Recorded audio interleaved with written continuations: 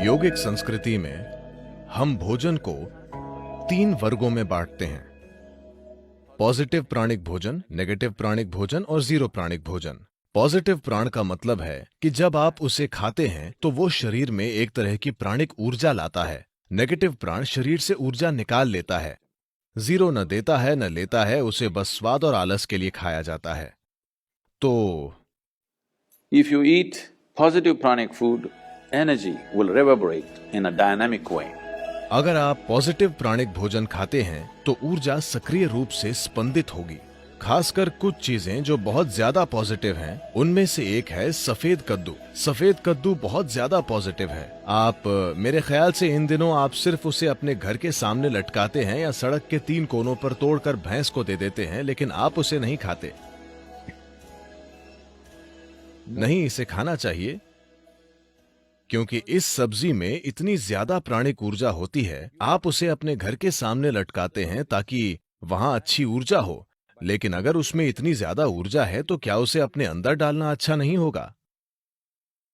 उसे आपके अंदर डालना अच्छा है, खासकर अगर आप इस पर कई प्रयोग हुए हैं। अगर आप रोजाना 1 गिलास सफेद कद्दू का जूस पिएं तो आपके शरीर में कैंसर कोशिकाओं की संख्या बहुत कम हो जाएगी और आप साफ तौर पर देखेंगे कि आपकी बुद्धि की तीक्ष्णता बढ़ जाएगी।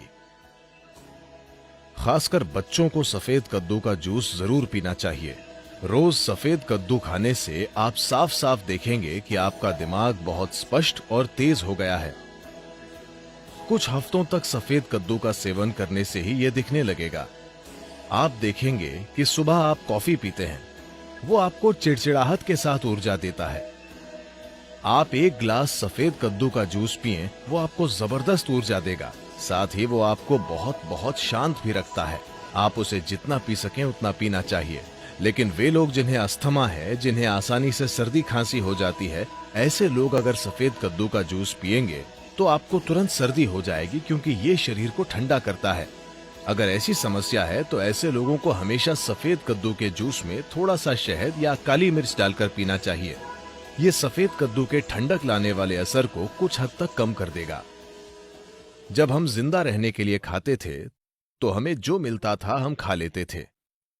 अब जबकि हम चुन सकते हैं, हमें वो चुनना है जो शरीर के लिए सबसे अच्छा है।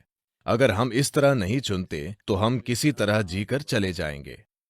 ये सारी चीजें सिर्फ उन लोगों के लिए महत्वपूर्ण हैं जो लगातार कोशिश कर रहे हैं कि अपने जीवन को बेहतर कैसे करें, थोड़ा और बेहतर काम कैसे करें, जीवन के दूसरे आयाम को कैसे खोलें।